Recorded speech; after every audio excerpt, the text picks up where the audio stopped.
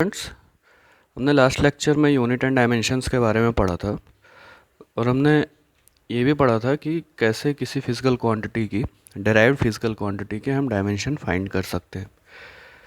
Help हम किसकी लेते हैं इसमें? फंडामेंटल फिजिकल क्वांटिटी की हेल्प लेते हैं, ठीक है।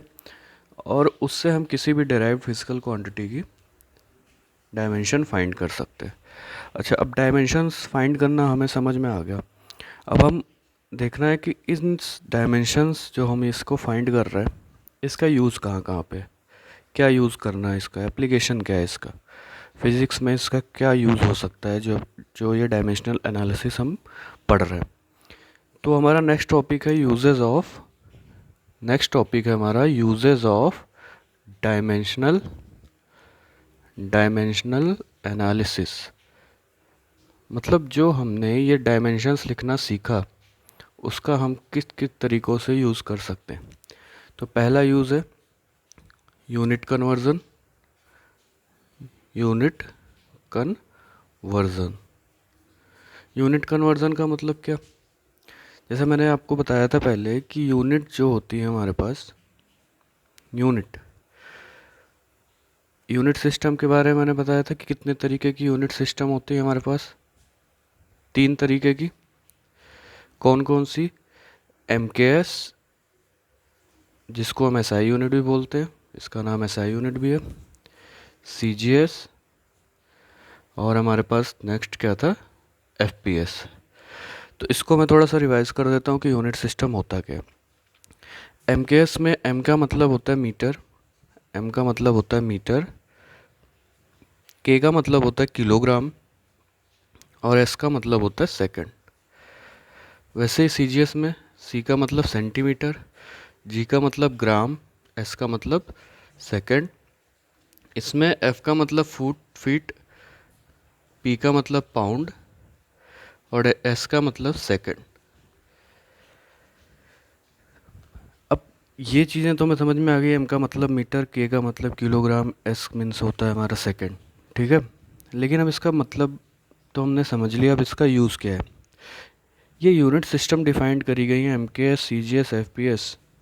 ये बताने के लिए डिफाइंड करी गई हैं कि अगर कोई भी फिज़िकल क्वांटिटी हमारे सामने आती है, जैसे सपोज़ करो हमारे सामने आती है फिज़िकल क्वांटिटी फोर्स होता है M इंटू ए, मास इंटू एक्सेलरेशन। इसकी यूनिट हम लिखते हैं किलोग्राम, हम पहले भी इसकी यूनिट लिख चुके हैं, kilogram metre per second square. तो अब इस चीज़ को समझना है कि ये MKS, CGS, FPS होता है क्या है। ये यूनिट सिस्टम कहता है कि अगर हमने मास को किलोग्राम में लिया है तो हमारा लेंथ मीटर में होना चाहिए। मास को अगर हमने किलोग्राम में लिया है तो लेंथ हमारा किस में होना चाहिए? मीटर में होना चाहिए, और टाइम हमारा किस में होना चाहिए? सेकंड में होना चाहिए। हम तो ये कौन सा सिस्टम बन जाएगा हमारा? MKS system. अगर हमने मास को ग्राम में लिया तो लेंथ हमारा सेंटीमीटर में होना चाहिए और टाइम हमारा सेकंड में होना चाहिए। तो ये कौन सा सिस्टम बन गया? CGS सिस्टम, ठीक है। हम ऐसा नहीं लिख सकते कि ग्राम मीटर पर सेकंड स्क्वायर, ये कोई यूनिट सिस्टम का हिस्सा नहीं होगा, क्योंकि यहाँ पे हमने मास को ग्राम में ले लिया है, ठीक है। ये तो CGS यूनिट है मास की। फिर हमने लेंथ को मीटर में ले लिया, ये MKS यूनिट है लेंथ की। और सेकंड तो सेकंड है ही, सब में है, तो उसकी कोई टेंशन नहीं है, ठीक है। तो ग्राम और मीटर दोनों अलग अलग यूनिट सिस्टम के हिस्से हैं, ठीक है। एक MKS है तो एक CGS है, ग्राम और मीटर में। तो इनको मिक्सअप करके अगर हम लिखेंगे तो ये हमारा फोर्स का यूनिट जो भी हम लिख रहे हैं ये हमारी गलत हो जाएगी, ठीक है। हमें किसी एक ही सिस्टम में दोनों चीज़ों या तीनों चीज़ों को लिखना है, ठीक है। जैसे हमने किलोग्राम में लिया मास को, तो हमें लेंथ को मीटर में ही लिखना है। हमें लेंथ को किस में लिखना है? मीटर में ही लिखना है। और अगर हमने ग्राम में ले लिया है मास को, तो हमें लेंथ को किस में लिखना है? सेंटीमीटर में लिखना है, ठीक है। टाइम तो सब में सेकंड में ही है, तीनों सिस्टम में सेकंड में ही है टाइम, तो टाइम की ऐसी कोई बड़ी बात नहीं है समझने की। या जैसे हम FPS सिस्टम की बात करें तो FPS में देखो, मास क्या है? पाउंड में। पाउंड को हम LV से डिनोट करते हैं, और लेंथ फीट से, और ये टाइम सेकंड से। तो ये कौन सा सिस्टम हो गया हमारा? FPS system, foot pound second. लेकिन अगर मैं ऐसे ही कुछ लिख दूँ, एल बी ले लूँ और इधर मीटर ले लूँ और इधर सेकंड स्क्वायर ले लूँ, तो ये एफ पी एस और एम के एस को मिक्स करके लिख दिया हमने, तो ये कोई यूनिट सिस्टम में लाई नहीं करता और ये हमारा यूनिट गलत हो जाएगा। इसका मतलब ये है कि कोई भी फिजिकल क्वांटिटी की अगर हमें यूनिट लिखनी है तो किसी एक सिस्टम में रह के ही हमें उसकी यूनिट लिखनी पड़ेगी, चाहे एमकेएस में लिखें, चाहे सीजीएस में लिखें, चाहे एफपीएस में लिखें। तो एफपीएस तो हम बहुत रेयरली यूज़ करते हैं, हमारी फिज़िक्स में इसका कुछ खास यूज़ है नहीं, हमें सी एमकेएस और सीजीएस में ही डील करना होता है। एमकेएस टू सीजीएस का कन्वर्जन, सीजीएस टू एमकेएस का कन्वर्जन ही हमें देखना होता है। ठीक है, तो हमें एक यूनिट सिस्टम में ही रह के इस क्वेश्चन को सॉल्व करना है। ठीक है, अगर मान लो कि हमारे पास कोई क्वेश्चन दिया गया कि मास हमारा 10 ग्राम है, ठीक है, और एक्सेलरेशन हमारा 2 मीटर पर सेकंड स्क्वायर है, बताओ फोर्स क्या होगा। तो हम अगर डायरेक्ट 10 इंटू 2 कर देंगे, ठीक है, तो 20 आ गई वैल्यू। लेकिन यूनिट क्या बनी इसकी, ग्राम मीटर पर सेकंड स्क्वायर, ये यूनिट बनी। ये यूनिट तो किसी यूनिट सिस्टम में लाई करती नहीं है, ये यूनिट किसी सिस्टम में लाई नहीं करती। ग्राम, अगर हमने ग्राम लिया है तो मीटर को या तो सेंटीमीटर करें, या तो अगर ये मीटर है तो इसको किलोग्राम में करें। तो इसको या तो किलोग्राम में हमें कन्वर्ट करना पड़ेगा या इस मीटर को हमें सेंटीमीटर में कन्वर्ट करना पड़ेगा। इन दोनों में से किसी एक का कन्वर्जन हमें करना पड़ेगा, तभी ये जाके एमकेएस या सीजीएस यूनिट सिस्टम में लाई करेगा।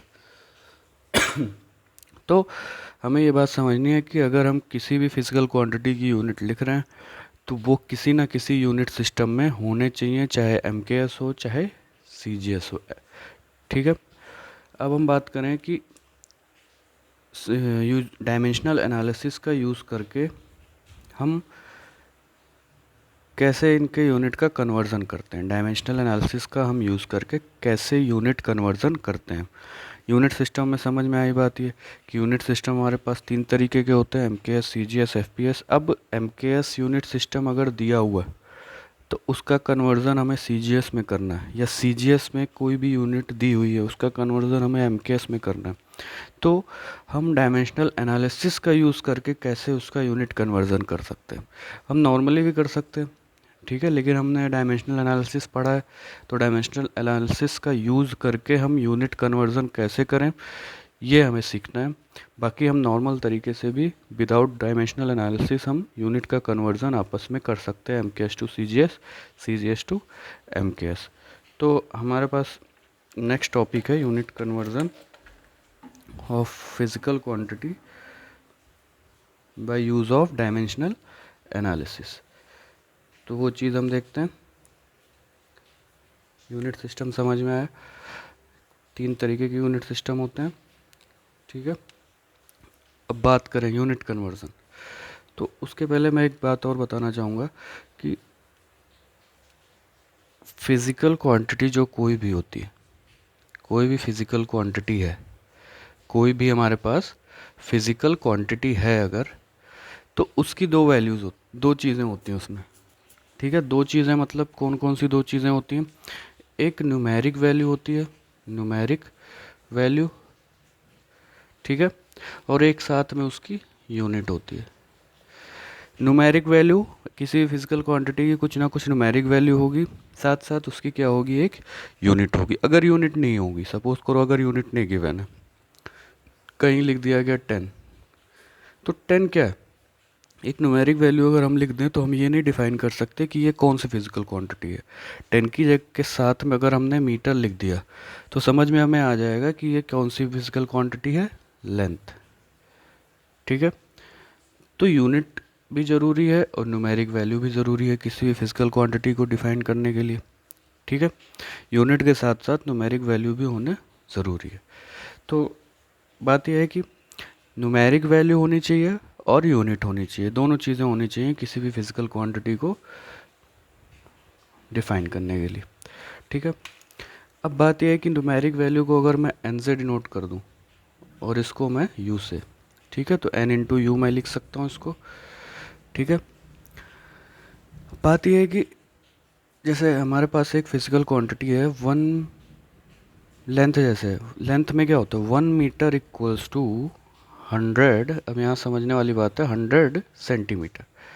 तो यहाँ पे देखो इस तरफ हमने क्या किया है, एक यूनिट सिस्टम से दूसरे यूनिट सिस्टम में इसको कन्वर्ट किया है। यहाँ पे इसकी न्यूमेरिक वैल्यू 1 थी, जिसको मैं n1 से डिनोट कर देता हूँ। इसकी यूनिट m थी, मीटर थी, जिसको मैं u1 से डिनोट कर सकता हूँ। और यहाँ पे इसकी वैल्यू 100 हो गई, मतलब ये क्या हो गया, 1 से 100 हो गया। इसका मतलब न्यूमेरिक वैल्यू चेंज हुई, तो इसको मैं n2 से डिनोट कर देता हूँ। और मीटर किस में कन्वर्ट हो गया, सेंटीमीटर में, मतलब इसकी यूनिट भी चेंज हुई u2 से। क्या 1 मीटर इक्वल्स टू 100 मीटर है, इसका मतलब n1 u1 इक्वल्स टू भी n2 u2 होगा। ठीक है, तो ये मेन फार्मूला में याद रखना, n1 u1 equals to n2 u2। समझ में आई बात। अब बात करेंगे कि हमें इस डायमेंशनल एनालिसिस का यूज़ करके, ये तो नॉर्मल सी बात थी, n1 u1 इक्वल्स टू मैंने n2 u2 बता दिया। अब इसके बात हमें ये करनी है कि ये डायमेंशनल एनालिसिस का यूज़ करके हम कैसे यूनिट कन्वर्ट करेंगे। अब सपोज़ करो हमारे पास दिया है f equals to 1 kilogram metre per second square. ठीक है, अब इसकी यूनिट हम कन्वर्ट करना चाहते हैं सीजीएस में। सीजीएस में इसकी यूनिट जब हम कन्वर्ट करेंगे तो यूनिट सीजीएस में इसकी क्या हो जाएगी, ग्राम सेंटीमीटर पर सेकेंड स्क्वायर। हम क्या करना चाह रहे हैं, एमकेएस थी इसकी यूनिट, इसको हम किस में कन्वर्ट करना चाह रहे हैं, सीजीएस में। ठीक है, अब हमें समझ में आ रही है कि अगर हमने यूनिट, देखो यहाँ पे यूनिट हमने मीटर से सेंटीमीटर किया जब, तो न्यूमेरिक वैल्यू भी चेंज हुई। इसका मतलब ये है कि अगर हम इसकी यूनिट किलोग्राम से ग्राम या मीटर से सेंटीमीटर करेंगे तो ये 1 नहीं रह जाएगा, 1 से वैल्यू चेंज होगी, बढ़ेगी घटेगी वो हम आगे देखते हैं। ठीक है, तो 1 से वैल्यू 1 तो नहीं रह जाएगी। ठीक है, क्योंकि हम कोई भी यूनिट कन्वर्जन करेंगे, एक सिस्टम से दूसरे सिस्टम में जाएंगे तो न्यूमेरिक वैल्यू भी चेंज होगी और साथ ही साथ यूनिट भी चेंज होगा। तो यहाँ से अगर हम एमकेएस से सीजीएस में जा रहे हैं तो न्यूमेरिक वैल्यू भी चेंज होगी और यूनिट तो चेंज हो ही रहा है। ठीक है, अब बात करते हैं कि हम इसको सॉल्व कैसे करेंगे। हमारे पास इसका एक जनरल फार्मूला होता है, इसका सॉल्व करने के लिए मैं लिख देता हूँ जनरल फार्मूला। जनरल फार्मूला, पहले मैं फार्मूला लिख देता हूँ, फिर उसको यूज़ कैसे करेंगे ये भी देखते हैं। फार्मूला होता है, हमें क्या करना है कि यहाँ पे जो न्यूमेरिक वैल्यू होगी सेकंड, जो हमें कन्वर्ट की हुई यूनिट सिस्टम में जो न्यूमेरिक वैल्यू होगी वही हमें फाइंड करनी है। ठीक है, यूनिट तो हमें पता ही है कि भाई सीजीएस में अगर इसको कन्वर्ट करना है तो किलोग्राम का ग्राम हो जाएगा, मीटर का सेंटीमीटर हो जाएगा, लेकिन न्यूमेरिक वैल्यू क्या होगी ये हमें फाइंड करना है। तो न्यूमेरिक वैल्यू मतलब n2 in second unit system is equals to होगा n1, और हम ऐसे लिखते हैं m1 अपॉन m2 की power a, l1 upon l2 की पावर b, और t1 अपॉन t2 की पावर c। ये जनरल एक फार्मूला है हमारे पास। अब हम इसको यूज़ कैसे करेंगे ये चीज़ हम देखते हैं। अच्छा, ये फार्मूला हमने देख लिया, अब हमें क्या करना है, फिर से इस क्वेश्चन पे आ जाते हैं। हमें क्या करना है, 1 kilogram metre per second square को ग्राम सेंटीमीटर पर सेकेंड स्क्वायर में कन्वर्ट करना। इसके लिए हमें क्या होना चाहिए, हमें पता होना चाहिए कि इसका डायमेंशनल फार्मूला क्या है। फोर्स का डायमेंशनल फार्मूला होता है हमारे पास ml/t-2। ठीक है, जो डायमेंशनल फार्मूला होगा, जो डायमेंशनल फार्मूला होगा उस डायमेंशनल फार्मूले का यूज़ हम करेंगे, और वो इसलिए यूज़ करते हैं कि हमें ए, बी और सी की वैल्यू फाइंड करनी है। ए, बी और सी की वैल्यू फाइंड करनी है। तो यहाँ पे देखो m की पावर कितनी है, 1 है। ठीक है, यहाँ पे m की पावर a है, m1 अपॉन m2 की पावर a है। तो मतलब मास की पावर यहाँ पे टोटल कितना है, a है। मास की पावर यहाँ पे कितना है, 1 है। तो हम इस दोनों को कंपेयर करेंगे अगर, तो a इक्वल्स टू कितना मिलेगा हमें, 1। ठीक है, l देखो, यहाँ पे l की पावर 1 है, यहाँ पे l की पावर b है, तो b इक्वल्स टू में कितना मिलेगा, 1। और यहाँ पे t की पावर -2 है, वहाँ पे t की पावर c है, तो c इक्वल्स टू मुझे मिलेगा -2। ठीक है, ये बात समझ में आई। पहली बात तो हमें क्या करना है, जो भी फिजिकल क्वांटिटी दे रखी है उसका डायमेंशन लिख लेना है, और डायमेंशन लिख के इनके पावर को कंपेयर कर लेना है। पावर को जब हम कंपेयर करेंगे तो हमें ए, बी, सी की वैल्यू मिल जाएगी। अब क्या करना है, हमें n2 इक्वल्स टू लिखना है n2 n1 की वैल्यू कितनी है, 1, N1 मतलब numeric value in first unit system, तो ये हो गया 1। और M1 मास पहले यूनिट सिस्टम में, मास इन फर्स्ट यूनिट सिस्टम, तो वो किस में था, किलोग्राम में। और मास इन सेकेंड यूनिट सिस्टम वो किस में है, ग्राम में, उसकी पावर है मतलब 1। ठीक है, एक एग्जांपल अभी और लूँगा, अभी यहाँ समझने की कोशिश करो। लेंथ किस में है, पहले यूनिट सिस्टम में मीटर में, और सेकेंड यूनिट सिस्टम में सेंटीमीटर में, उसकी पावर 1। टाइम पहले यूनिट सिस्टम में सेकेंड में भी सेकेंड में, तो ये इसकी पावर ये। ठीक है, अब क्या हो जाएगा, N2 इक्वल्स टू 1। अब कन्वर्ट करो, किलोग्राम को ग्राम में करना है, तो यहाँ पे 1 किलोग्राम इक्वल्स टू कितने ग्राम होते हैं, 1000 ग्राम, डिवाइडेड बाई ग्राम की पावर 1। अब देखो 1 मीटर में कितने सेंटीमीटर होते हैं, 100 सेंटीमीटर अपॉन सेंटीमीटर की पावर 1। सेकंड सेकंड कैंसिल हो जाएगा, सेकंड सेकंड कैंसिल हुआ तो ये बचा 1, और 1 की पावर कुछ भी हो वो वैल्यू क्या आती है, 1, तो ये चीज़ 1 हो जाएगी, तो इसको हम हटा देंगे। अब इस चीज़ को मैं यहाँ पे लिखता हूँ, देखो N2 इक्वल्स टू हो जाएगा 100, मतलब यहाँ पे देखो ग्राम ग्राम कैंसिल हो जाएगा, सेंटीमीटर सेंटीमीटर कैंसिल हो जाएगा, बचेगा क्या, 100 इंटू 1000 इंटू 100, तो क्या बचा 1000 इंटू 100। ये क्या हो गया, 10⁻³ और 10⁻², मतलब ये हो जाएगा 10⁻5। हम इसे लिख सकते हैं 10⁻5। तो N2 की जो वैल्यू थी वो कितनी आ गई, 10⁻5। और यूनिट तो हमें पता है कि क्या बनेगी, यूनिट तो बनेगी gram centimetre upon second square. हमें तो क्या करना था, न्यूमेरिक वैल्यू निकालनी, तो न्यूमेरिक वैल्यू यहाँ पे अगर हम फिलअप करें तो ये कितना हो जाएगा, 10⁻5। तो ये तरीका है हमारे पास यूनिट कन्वर्जन करने का, यूज़ लेके डायमेंशनल एनालिसिस का यूज़ करके हम इस तरीके से यूनिट का कन्वर्जन कर सकते हैं। अब यूनिट कन्वर्जन में हम दूसरा एग्जांपल लेते हैं और देखते हैं, इसको हम एक और तरीके से देखते हैं। तो दूसरा एग्जांपल अगर हम लेते हैं इसमें, तो जनरल फार्मूला एक बार मैं फिर से लिख देता हूँ यहाँ पे। General formula N2 equals to N1 M1 upon M2 की power A, L1 upon L2 की पावर B, और T1 अपॉन T2 की पावर C। ठीक है, जिसमें N2 क्या है, N2 numeric value in second, या जिस भी यूनिट सिस्टम में हम उसको कन्वर्ट करना चाहते हैं उसमें उसकी न्यूमेरिक वैल्यू क्या होगी, वो N2 से हम डिनोट करते हैं। ठीक है, और इनिशियली जिस यूनिट सिस्टम में है वो क्वांटिटी, ठीक है, उसमें उसकी न्यूमेरिक वैल्यू क्या है, वो हम N1 से डिनोट करते हैं। M1 mass in unit of mass in first case, ठीक है, M2 मतलब unit of mass in second case. ठीक है, तो इसका हम एग्जांपल ही लेते हैं, इस तरीके से ज़्यादा नहीं पढ़ते, फिर से हम एग्जांपल लेते हैं। जैसे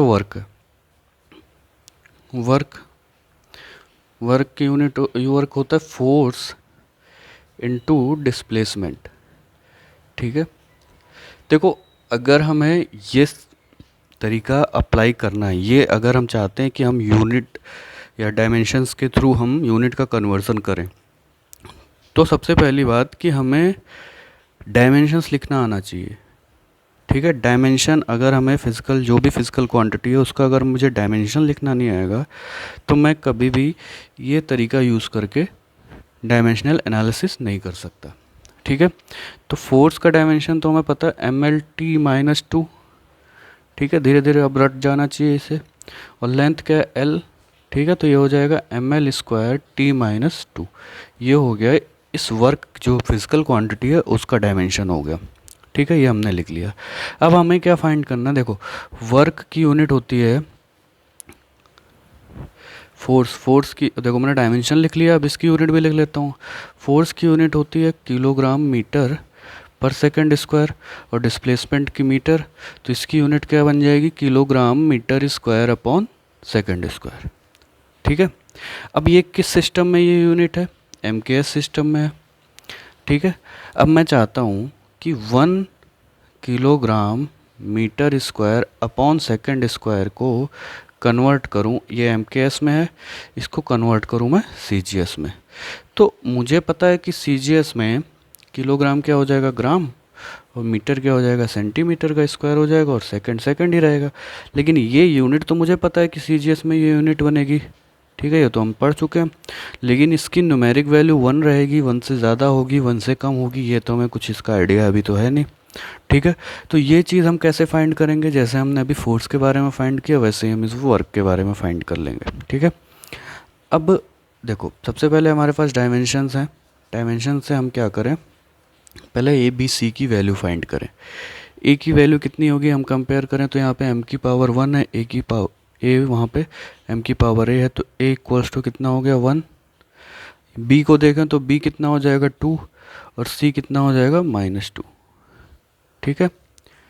अब फिर से इस फॉर्मूले में पुट करना स्टार्ट करें वैल्यू, तो ये हो जाएगा n2 इक्वल्स टू n1, मतलब 1 को कन्वर्ट करना है तो 1, n1 की वैल्यू 1 है। पहले सिस्टम में मास की यूनिट क्या है, केजी है, केजी लिख दिया। नीचे क्या है हमारे पास दूसरे सिस्टम में, ग्राम है, कि पावर ए मतलब 1 हो गया, यहाँ पावर कितना हो जाएगा 1। दूसरे में देखो, पहले सिस्टम में लेंथ की यूनिट मीटर है, सेकंड सिस्टम में सेंटीमीटर है, उसकी पावर कितनी है 2, ठीक है। फिर देखो सेकंड है, टाइम की यूनिट सेकंड ही है, इसकी पावर क्या हो जाएगा -2, ठीक है। तो सेकंड सेकंड है तो वो कैंसिल होके 1 हो जाएगा, और 1 की पावर -2 का मतलब 1 हो गया। अब बात बचेगी किलोग्राम और मीटर की, तो 1, अब देखो किलोग्राम को ग्राम में करना है, ठीक है, तो ये हो जाएगा 1000 ग्राम डिवाइडेड बाय ग्राम की पावर 1। यहाँ पे देखो मीटर को सेंटीमीटर में करना है, तो 1 metre equals to 100 centimetre upon centimetre की पावर 2।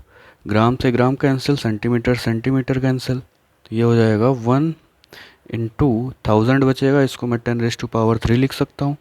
ये बचा 100, 100 इंटू 100 का स्क्वायर, मतलब 10⁻² का स्क्वायर, ठीक है। तो ये बन जाएगा 1 इंटू 10⁻³ इंटू 10⁻⁴, और इसको मैं लिख सकता हूँ 1 इंटू 10⁻7 n2, ठीक है।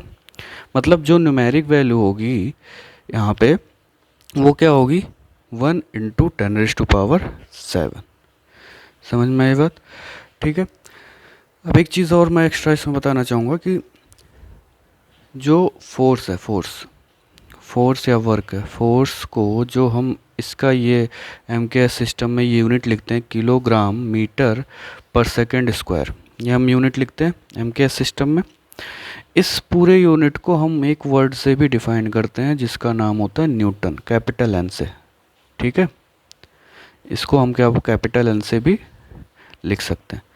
या मैं देखो जैसे फोर्स है 10, तो मैं इसको 10 न्यूटन लिखूं, या 10 kilogram metre per second square लिखूं, ये दोनों ही एमकेएस में है, ये दोनों ही किस में है, एमकेएस में। वैसे ही जैसे लिखा हुआ है फोर्स, क्या लिखा हुआ है हमारे पास 10 gram centimetre upon second square, तो इसको ग्राम सेंटीमीटर पर सेकंड स्क्वायर लिखूं, या मैं इसको डायरेक्ट लिख सकता हूँ 10 डाइन, ठीक है। ये किस में है, सीजीएस में। तो ग्राम सेंटीमीटर पर सेकंड स्क्वायर को मैं डाइन लिख सकता हूँ, और kilogram metre per second square को मैं क्या लिख सकता हूँ, न्यूटन, ठीक है। तो इस पूरे यूनिट को मैं एक वर्ड में लिखना चाहूँ तो वो न्यूटन लिख सकता हूँ, इस पूरी यूनिट को एक वर्ड में लिखना चाहूँ तो मैं डाइन लिख सकता हूँ। वैसे ही मैं नेक्स्ट बात करूँ तो वर्क की यूनिट है हमारे पास kilogram metre square upon second square, तो इस पूरे को मैं लिख सकता हूँ जूल, कैपिटल जैसे हमें डिनोट करते हैं जूल होता है। और जो दूसरी यूनिट है ये एमकेएस है, जो दूसरी यूनिट है हमारी सीजीएस में gram centimetre square upon second square, इसको मैं लिख सकता हूँ अर्क, ठीक है। ये सीजीएस यूनिट हो गई, ठीक है। तो ये चीज़ हो गई। अब मैंने 2 एग्जांपल ले लिए इसके, और दोनों एग्जांपल को समझने की कोशिश करना, ठीक है। नेक्स्ट क्या है हमारे पास, एक हमने तो इसका यूज़ पढ़ लिया, डायमेंशनल एनालिसिस का एक यूज़ तो पढ़ लिया कि यूनिट कन्वर्जन करना होता है यूज़ करके डायमेंशनल एनालिसिस का, ठीक है, डायमेंशंस लिख के पावर को कंपेयर करके तो हम इसको यूनिट कन्वर्जन कर सकते हैं। अब सेकंड यूज़ है हमारे पास डायमेंशनल एनालिसिस का, to check the correctness of physical relations, to check the correctness of physical relations, मतलब कि कोई भी फिजिकल रिलेशन है, जैसे कि मतलब कोई भी फिजिकल फार्मूला है, ठीक है, हमने बहुत सारे फिजिकल फार्मूला 9th-10th तक पढ़े हैं, ठीक है, तो वो कोई कोई भी फिजिकल फार्मूला है, क्या वो डायमेंशनली करेक्ट है या इनकरेक्ट है, ये हम डायमेंशनल एनालिसिस का यूज़ करके हम पता कर सकते हैं, ठीक है। तो उसके लिए उसके पहले हमें एक और चीज़ पढ़नी पड़ेगी जिसका नाम है प्रिंसिपल ऑफ होमोजेनिटी। तो एक सेकंड मैं इसको रफ कर दूं, फिर आगे बढ़ते हैं।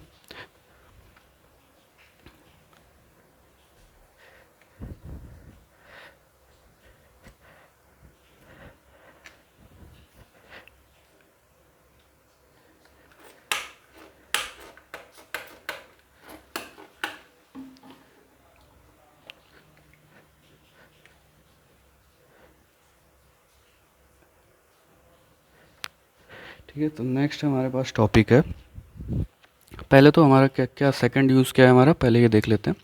सेकंड यूज़ है to check the correctness of given physical formula, ठीक है, ये हमारा। इसके पहले ये चीज़ पढ़ने से पहले एक चीज़ हमें पढ़नी पड़ेगी जिसका नाम है प्रिंसिपल ऑफ होमोजेनिटी, ठीक है, प्रिंसिपल ऑफ होमोजेनिटी, ठीक है। प्रिंसिपल ऑफ होमोजेनिटी क्या होता है, ये चीज़ हमें समझनी पड़ेगी, वो मैं बहुत ही सिंपल लैंग्वेज में सिखाना चाहूँगा, समझाना चाहूँगा, ठीक है। सिंपल लैंग्वेज ये है कि कोई भी दो डिफरेंट फिजिकल क्वांटिटी, ध्यान से सुनना, कोई भी दो डिफरेंट फिजिकल क्वांटिटी, जैसे कि कोई भी दो डिफरेंट फिजिकल क्वांटिटी है, जैसे मीटर है एक फिजिकल क्वांटिटी, दूसरी क्या है, सेकंड है, दो डिफरेंट, एक लेंथ हो गई और एक टाइम हो गया। कोई भी दो डिफरेंट फिजिकल क्वांटिटी को हम मल्टीप्लाई कर सकते हैं, मीटर सेकंड या मीटर पर सेकंड हम लिख सकते हैं, मल्टीप्लाई कर सकते हैं एंड डिवाइड कर सकते हैं, ये दोनों काम कर सकते हैं। किन्हीं भी दो डिफरेंट फिजिकल क्वांटिटी को हम मल्टीप्लाई या डिवाइड कर सकते हैं। जैसे हमने फोर्स की यूनिट क्या पढ़ी, kilogram metre per second square, तो इसका अब देखो, किलोग्राम क्या है, मास है, ठीक है, मीटर क्या है, लेंथ है, और टाइम टी है, सेकंड है। अब हमने क्या किया, दो डिफरेंट फिजिकल क्वांटिटी को मल्टीप्लाई भी कर लिया और डिवाइड भी कर लिया, ठीक है। हम किन्हीं भी दो डिफरेंट फिजिकल क्वांटिटी को मल्टीप्लाई और डिवाइड कर सकते हैं, बट हम किन्हीं भी दो डिफरेंट फिजिकल क्वांटिटी को प्लस या माइनस नहीं कर सकते। जैसे हमारे पास दो वैल्यूज़ दे रखी हों, 1 मीटर को 1 सेकंड से ऐड करना है, तो क्या ऐसा कभी पॉसिबल है? टाइम को लेंथ से ऐड कर सकते हैं? नहीं कर सकते। टाइम को टाइम से ही ऐड कर सकते हैं, लेंथ को लेंथ से ही ऐड कर सकते हैं, ठीक है, फोर्स को फोर्स से ही ऐड कर सकते हैं, ठीक है। तो डिफ या माइनस कर सकते हैं, प्लस माइनस किससे कर सकते हैं, सेम फिजिकल क्वांटिटी। तो समझाने के फिर से मैं बताता हूँ समझाने के लिए कि किन्हीं भी दो डिफरेंट फिजिकल क्वांटिटी का हम मल्टीप्लिकेशन कर सकते हैं, उनको हम डिवाइड कर सकते हैं, लेकिन किन्हीं भी दो डिफरेंट फिजिकल क्वांटिटी को हम ऐड या सब्सट्रैक्ट नहीं कर सकते। किन्हीं भी दो फिजिकल क्वांटिटी को हम ऐड या सब्सट्रैक्ट नहीं कर सकते। जैसे मैं एक एग्जांपल लूँ कि P प्लस क्यू लिखा हुआ है, अगर ऐसा लिखा हुआ है P प्लस क्यू, P एक फिजिकल क्वांटिटी है, Q एक फिजिकल क्वांटिटी है, अगर ऐसा ये लिखा हुआ है तो हमें ये बात समझनी पड़ेगी कि P and Q both are same physical quantity. अगर ये सेम होंगी नहीं तो हम ऐसा लिख ही नहीं सकते, ऐसा लिखना हमारे लिए पॉसिबल है ही नहीं। तो p प्लस क्यू अगर हमने लिखा है या p माइनस क्यू हमने लिखा है, अगर हमने सब्सट्रैक्ट भी किया है, तो वो दोनों क्या होंगी, सेम फिजिकल क्वांटिटी होंगी। मतलब अब समझ में बात ये आनी चाहिए कि हम 10 सेकंड में से 2 मीटर थोड़ी माइनस कर देते हैं, ठीक है, या 2 मीटर में 4 सेकंड थोड़ी जोड़ देते हैं, ठीक है। मीटर को सेकंड में या किलोग्राम को 4 किलोग्राम को 2 सेकंड में जोड़ो, तो ये पॉसिबल चीज़ें नहीं है, ठीक है। ना तो हम प्रैक्टिकली ऐसे करते हैं, ठीक है। जैसे हम प्रैक्टिकली नहीं कर सकते कि 2 किलोग्राम किसी भी चीज़ को हम 4 मीटर किसी भी चीज़ से हम जोड़ने लग जाएं या घटाने लग जाएं या प्लस माइनस करने लग जाएं, तो ये चीज़ तो हम करते ही नहीं नॉर्मल लाइफ में ही, ठीक है। लेकिन हम किन्हीं भी दो फिजिकल क्वांटिटी को मल्टीप्लाई या डिवाइड कर सकते हैं। उसका एग्जांपल मैंने यहाँ पे दिया, फोर्स की यूनिट जो हमारे पास उसको लेके। तो प्रिंसिपल ऑफ होमोजेनिटी का कहने का यही मतलब है कि किन्हीं भी दो डिफरेंट फिजिकल क्वांटिटी को हम मल्टीप्लाई और डिवाइड कर सकते हैं, ठीक है। बट हम किन्हीं भी दो डिफरेंट फिजिकल क्वांटिटी को ऐड या सब्सट्रैक्ट नहीं कर सकते। अगर हमने किन्हीं भी दो फिजिकल क्वांटिटी को ऐड या सब्सट्रैक्ट किया है, तो इसका मतलब वो दोनों फिजिकल क्वांटिटीज़ क्या हैं, हमारे पास सेम फिजिकल क्वांटिटी हैं। अगर मैंने यहाँ पे p प्लस क्यू लिखा है, तो p एंड q दोनों ही क्या हैं, सेम फिजिकल क्वांटिटी होंगी, तभी जाके हम क्या कर सकते हैं, p और q को ऐड कर सकते हैं। ये हमारा प्रिंसिपल ऑफ होमोजेनिटी है, ठीक है। प्रिंसिपल ऑफ होमोजेनिटी कहता है कि p और q दोनों सेम फिजिकल क्वांटिटी होंगी। अब बात करें कि क्या, ये तो प्रिंसिपल ऑफ होमोजेनिटी हो गई। अब आगे की बात करें कि कैसे हम करेक्टनेस चेक करते हैं कि कोई भी फिजिकल फार्मूला हमारे पास दिया हुआ है उस कैसे वो डायमेंशनली करेक्ट है या नहीं करेक्ट है, ये कैसे हम चेक करें। तो ये चेक करने के लिए हमारे पास क्या तरीका है वो हम देखते हैं। तो सबसे पहले अभी तक हमने 9th में ये फार्मूले पढ़े होंगे, वो इसी फार्मूले को हम लेते हैं, कोई नया फार्मूला नहीं ले रहा हूँ मैं। तो पहला फार्मूला है v equals to u plus a t, ठीक है। ये हमने देखा है 9th में, जिसमें v क्या है, इनिशियल वेलोसिटी, फाइनल वेलोसिटी, मतलब वेलोसिटी है, फाइनल इनिशियल ये चीज़ तो हम नेक्स्ट चैप्टर में देखेंगे क्या होती है। हमारे लिए अभी क्या है, v और u दोनों वेलोसिटीज़ हैं, एक इनिशियल वेलोसिटी होती है और एक फाइनल वेलोसिटी होती है। एक्स ए क्या है, एक्सेलरेशन है, ठीक है। टी क्या है, हमारे पास टाइम है, ठीक है। तो अगर हमने u में 80 ऐड कर दिया है, तो इसका मतलब ये और ये सेम फिजिकल क्वांटिटी होनी चाहिए, ठीक है।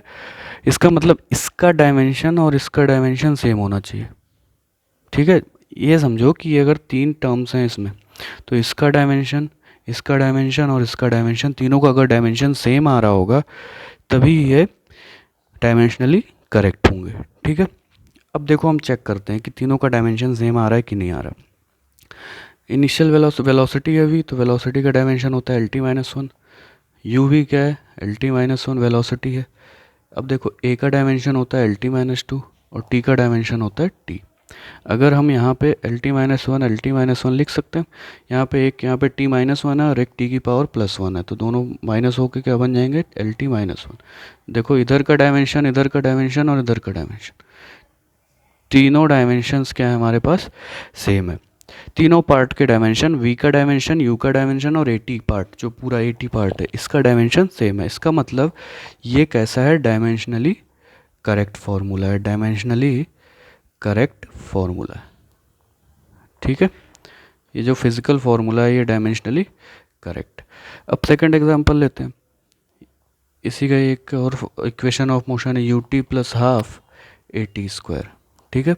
एस क्या होता है, डिस्प्लेसमेंट, डिस्प्लेसमेंट मतलब लेंथ, ठीक है। एस क्या होता है, बाकी चीज़ें हमने देखी है एस के बारे में। एस क्या होता है हमारे पास, डिस्प्लेसमेंट, और डिस्प्लेसमेंट मतलब लेंथ, और लेंथ का क्या होता है, डायमेंशन एल। यू क्या है हमारे पास, एल टी माइनस वन और टाइम टी प्लस हाफ, किसी भी न्यूमेरिक वैल्यू की कोई डायमेंशन नहीं होती तो उसको हम निगलेक्ट कर देंगे। अब ए क्या है, ए हमारे पास एल टी माइनस टू होता है, इसका डायमेंशन अभी यहाँ पे हमने देखा, और टी स्क्वायर है तो यहाँ पे हम टी स्क्वायर लिख देंगे। ये इससे कैंसिल हो जाएगा, ये इससे कैंसिल हो जाएगा, तो ये L equals to L plus L, मतलब तीनों पार्ट के डायमेंशंस के आ गए हमारे पास सेम आ गए, तीनों पार्ट्स के डायमेंशन सेम आ गए, तो ये भी डायमेंशनली करेक्ट हो गया, ठीक है। अब नेक्स्ट देखते हैं, नेक्स्ट फार्मूला हमारे पास थर्ड एग्जांपल देखते हैं, v square equals to u square plus 2as। V square equals to u square plus 2as।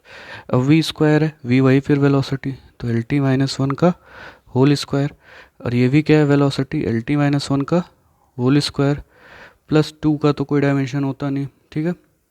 Acceleration का क्या होता है, एल टी माइनस टू, और एस क्या है डिस्प्लेसमेंट, उसका डायमेंशन होगा एल, ठीक है। अब इसको अंदर मल्टीप्लाई करें पावर को, तो L square T minus two ये लिखा जाएगा, ये क्या लिखा जाएगा, L square T minus two ये भी लिखा जाएगा, और इधर भी क्या हो जाएगा, L into L, L square T minus two. ये देखो ये तीनों पार्ट के डायमेंशंस क्या हो गए हमारे, सेम हो गए, तो ये भी कैसा है, डायमेंशनली करेक्ट। तो हमें ये बात समझ में आई कि कोई भी फिजिकल रिलेशनशिप हमारे पास दे रखा है, फिजिकल फार्मूला कोई भी हमारे पास दे रखा है, तो उसको हम कैसे डायमेंशनली करेक्ट है कि नहीं करेक्ट है, हम ये कैसे फाइंड करें, किस तरीके से हम फाइंड करें, तो ये हम इस तरीके से फाइंड करते हैं, ठीक है। इसमें प्रिंसिपल ऑफ होमोजेनिटी का भी यूज़ हो गया। प्रिंसिपल ऑफ होमोजेनिटी का कैसे यूज़ हुआ, प्रिंसिपल ऑफ होमोजेनिटी ने ही हमें बताया कि अगर हमने u में at को ऐड किया है तो at का डायमेंशन और u का डायमेंशन दोनों का डायमेंशन सेम होना चाहिए। अगर u और at का डायमेंशन सेम है तभी वो u और at की यूनिट भी सेम होगी, और u और at दोनों सेम फिजिकल क्वांटिटी को डिफाइन कर रहे होंगे, ठीक है। तो ये हमारे पास बात हो गई। अब हम बात करते हैं कि क्या कोई भी फिज़िकल फार्मूला जो है, कोई भी फिज़िकल फार्मूला डायमेंशनली अगर करेक्ट है तो क्या वो फिज़िकली भी करेक्ट होगा गारंटी के साथ, हैं, ये चीज़ हमें देखनी पड़ेगी। जैसे मैं बात करूँ कोई भी डायमेंशनल, मैं क्या बोलना चाह रहा हूँ समझो, कि कोई भी डायमेंशनल फार्मूला, कोई भी फिज़िकल फार्मूला है हमारे पास, जैसे मैं फिर से बात करता हूँ, s equals to u t plus half a t square, ये हमारे पास फिज़िकली करेक्ट फार्मूला है, फिज़िकली करेक्ट है, ये फार्मूला होता है हमारी फिज़िक्स में, ठीक है, ये फिज़िकली करेक्ट है, और हमने अभी देखा ये डायमेंशनली भी करेक्ट है, ठीक है।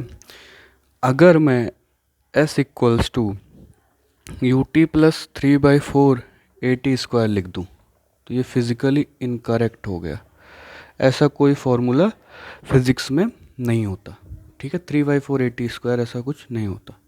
बट अगर मैं चेक करने जाऊँ कि अभी ये डायमेंशनली करेक्ट है कि नहीं करेक्ट है, तो क्या होता है देखते हैं। ये डिस्प्लेसमेंट है, डिस्प्लेसमेंट का डायमेंशन एल, फिर ये यू का dimension L T minus one, T time T हो गया, ठीक है। 3/4 का तो कोई डायमेंशन होगा नहीं। एक्सेलरेशन का हमें लिखना है तो एल टी माइनस टू, और टाइम का क्या हो जाएगा, टी स्क्वायर हो जाएगा, ठीक है।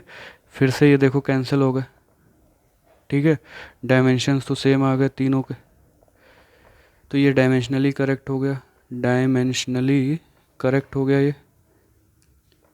बट हमने देखा कि ये डायमेंशनली करेक्ट तो है ये फार्मूला, बट फिज़िकली इनकरेक्ट है, क्योंकि फिज़िक्स में ऐसा कोई फार्मूला है ही नहीं।